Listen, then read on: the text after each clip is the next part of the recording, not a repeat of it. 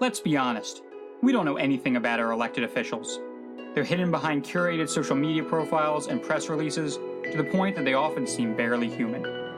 We're here to break down those barriers and get under the hood of their real character.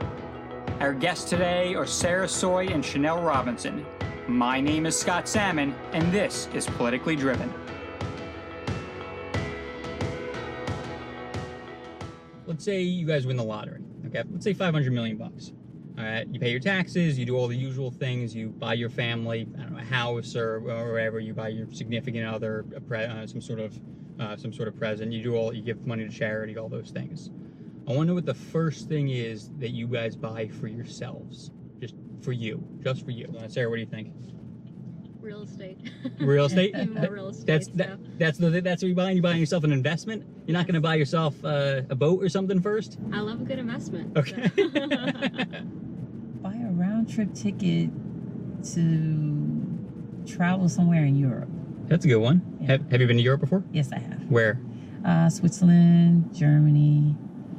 Traveling in the military, I've kind of been all over, but Okay. I actually have an aunt that lives in Switzerland. Sarah, what was your first political memory? Something to do with politics. When my father was first running for office, Yeah. He brought, the whole family along with him. Mm-hmm. And from that point on, I wanted to go to every single political event possible. How old were you when that happened? I was about 12 years old. 12 years old. Okay. And so did you have you go like canvassing or go to events, or was it sort of everything? Oh, every day. Okay. Whether it was stuffing the, mailers and. Yeah. Did you understand like really understand what was going on, or? Well, I always loved to listen to what people had to say in the crowd. So I was always that little kid that they wouldn't really pay too much mind to. Right. But I would be listening to everything. But you were listening to everything they were saying. Do you remember your first political memory? I actually was going to say the first time Obama ran for office. But really thinking about the question, Yeah. I actually wrote a letter to Senator Strom Thurmond. That's interesting. When I was young.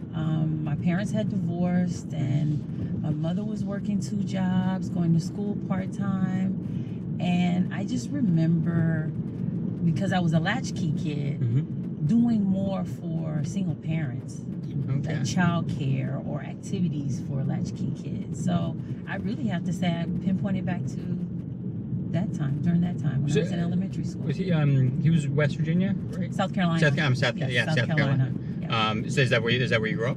I swear, part of my years I was raised. My dad was military, so Okay. I traveled. And then my later years I was raised in New Orleans, Louisiana. So we would always end up speaking about politics at the dinner table for a little bit. Right. My mother and sister don't want to hear anything about that for dinner. So, at the end of the day, we always had our family time. Right.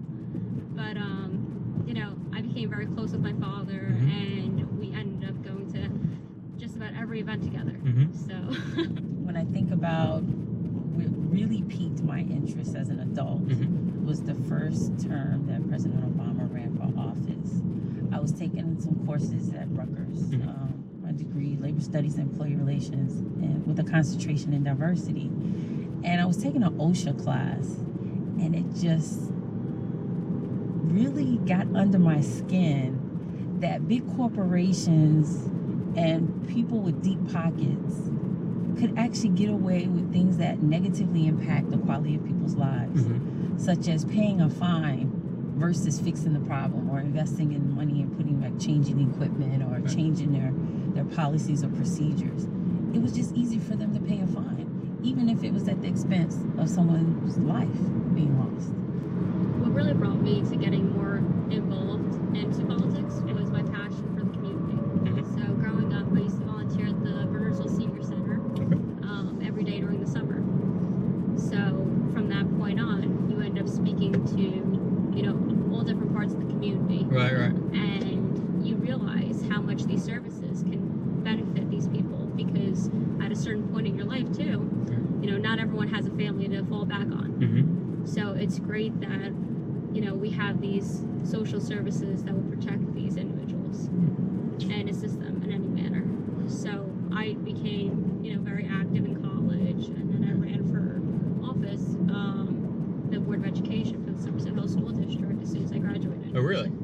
So it's you we're about 22, 21? 22. 22, okay. So she's the youngest. Yeah. Yes. Elected official. Youngest female elected official in the state. Female. Seriously? Yes. That's awesome. Now, if you had to pick out a campaign theme song, unless you guys already have one, but if you guys had to pick one out, well, what would it be? I would have to say, "Ain't no stopping us now." That's a good We're one. on the move. That's a good one. I don't actually complain with that choice. Yeah, really. I don't know what you guys thought you wanted to do when you were a kid, when you were like, let's say 12 years old, what you thought you wanted to do for a living. Be an engineer, figuring things out. I've always had the desire to figure things out. Mm-hmm. Even in the most difficult situations, Right. most people would give up. It would bug me to no end until I found a solution. Until you figured it out. Yeah. We did this whole presentation. You know, when you're a kid, you say, "Oh, I want to be this when I grow up." Yeah. Well, I got up and I said, "I want to be a lobbyist." And people said, "Why do you want to work in a hotel lobby?" And I said, "Oh, no, no, no." That's not That's funny. This person, he's like the center of influence of the room. Everyone walks up to him. So as a kid, I would just see. Oh man, that is a political background. Yeah. When I was in college, I was very active with the Alumni Association. I was actually a student ambassador. Okay. And I met quite a few people that were bankers. So they said, this may be of interest to you. Right. So I sat down with them and I ended up going to credit risk management. Mm-hmm. And then I made my way over to portfolio management and commercial real estate lending. Interesting. So Okay. from there, just through trial and error, I found my way through it. And then I ended up going to Rutgers. I concentrated in real estate development. Mm-hmm. And here I am today. That's very cool. People don't know what a freeholder is. You thought they would know? Yes. Which I guess they makes sense vote with your on it. background. You vote. Yeah, But that's you true. vote. That's true. Well, then why do you vote, or why do you exercise your vote if you don't know what you're voting for Right. or who you're voting for? So a freeholder runs county County government. Mm-hmm. A few examples of that are your county roads, your county parks, and your county bridges. Okay. And so they have oversight of those things, or governance over those things that impact the quality of life, such as mental health services, veteran services, youth services, senior services, the county college. Mm, okay. So, And they're accountable for a $230 million budget. yep. Yep. People know they pay their taxes. You have to pay taxes. Mm-hmm. People don't understand the breakdown and what actually culminates Where it's going. or the allocations. Even Sola does. I mean, they know Board of Education and they know the municipality, but they don't realize your fire districts. Right. How much goes to the county, things of that nature. So if they really broke it down and then said, well, my taxes keep going up, that doesn't necessarily mean your municipality taxes were increased, but it could be the county portion of the taxes has increased, or the percentage that they get, therefore the number goes up, or that they did or did not pass a referendum or a question for the fire districts about their budget. Right. All these things play a part. Other than property taxes, then what would we say are one of the big, major issues that comes up when you guys are knocking on doors? Infrastructure. So quite a few people, we live in central New Jersey. So one of the main desires to come live here is that you're able to get to quite a few places to work or local towns to visit within 30 minutes. So with the populations increasing and real estate developers obviously investing, you haven't really seen your infrastructure see that same investment to your community. So our roads can withstand the populations, and it's taking close to an hour to get to places that really should take 30 minutes. Is there a specific moment when each of you decided to run, or is it like a accumulation of a bunch of things? It's an accumulation of a bunch of things. As you become more active in your community and you start to serve the public as an elected official, I think your yearning for involvement grows. So this is the next level, I would say, for both Shanel and myself. We've always been active members and care deeply about the community. Once you're just so engrossed into the political world or arena, which I've said before, our nets cast a little bit further than a political arena. So our reach is much further than your typical politician. And I like to use the phrase political leader. Right. Not only for myself, but I think Sarah and I are so much in tune and alike in that way, as far as how we lead, how we respond to people in the community. And it would only be natural progression to want to do more at another level. Or if you peaked, again, it goes back to there's a time and season for everything, and this is the time for that change.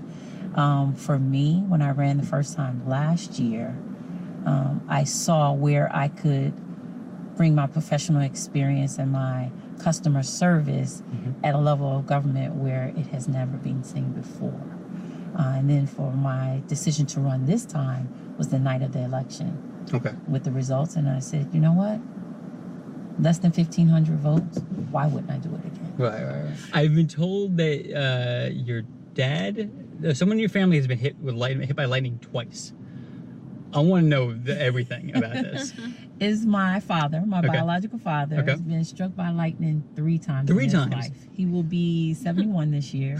First time when he was a teenager. Right, okay. Oh, okay. The second time while he was in the military on duty. Oh my God. And the third time was within the past 2 years. So if he hears thunder, he starts running in the opposite direction now? Absolutely not. No, he doesn't. No.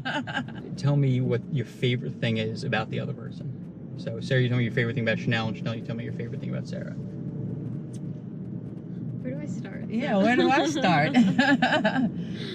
I would have to say her sense of humor, her insight and intellect, even at the age of 25. Right. And I often say this, and I say it jokingly, but it's so true. She is wise beyond her years. Yeah.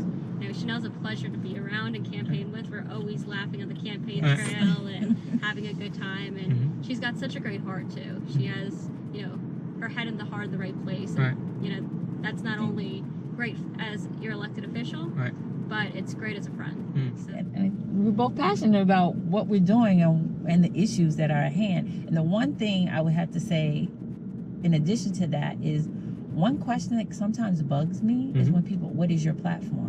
It's not about me. The platform is whatever the issues that need to be solved during the moment. Not that I'm fleeting, not that I flip-flop, but you have to be in tune and you have to be flexible enough to meet the needs of the people in which you serve. I want to know from each of you what the other one's spirit animal is. This is my favorite question. I love this question. For Sarah, a lion. Lion, why? Why is that? Would you agree? Well, my birthday is in August. I didn't even correlate it to that. Perfect.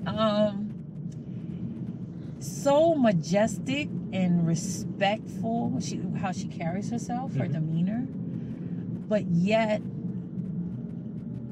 she is passionate and can attack when she needs to. What would you say for Shanel?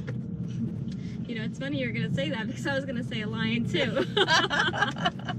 I think the greatest reward of being an elected official is being able to see people enjoying a great quality of life that you were a part of helping to make that happen or to continue to happen. And it's just, I don't know, it makes my heart smile. I do have a favorite quote, but it's Eleanor Roosevelt. Which one? Do not ask of others what you're not willing to do yourself. That's a good one. Sarah, do you have a favorite quote? Be the change you wish to see. That's a good one. Well, thank you guys very, very much. This is great. You got a ton of great stuff. All right.